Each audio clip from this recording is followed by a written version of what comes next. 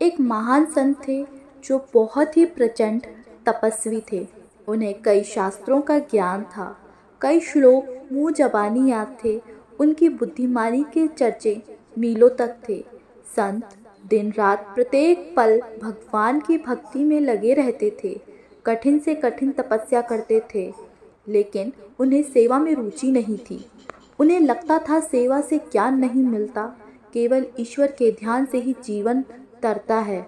इसलिए वे दिन रात ईश्वर भक्ति में तल्लीन रहते थे। ना उन्हें किसी अन्य से लेना था न देना, ना किसी का भला करते थे ना ही बुरा।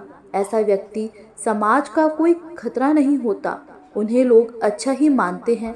इसी कारण इनकी प्रसिद्धि सभी जगह थी।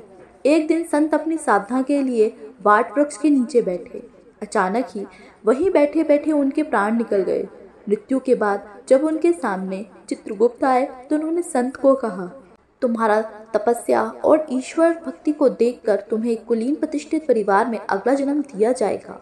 यह सुनकर संत दुखी स्वर में बोले, हे चित्रगुप्त, मैंने वर्षों तपस्या की, उसमें कोई कमी नहीं रखी, किसी प्राणी को दुख नहीं दिया, फिर भी मुझे मोक्ष की प्राप्ति क्यों नहीं हो रही।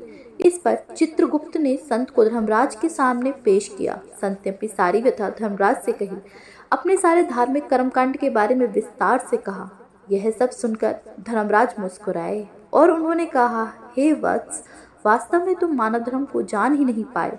मुझे पता है तुमने कठिन से कठिन तप किया, किसी को कष्ट नहीं दिया, लेकिन तुमने परोपकार भी नहीं किया।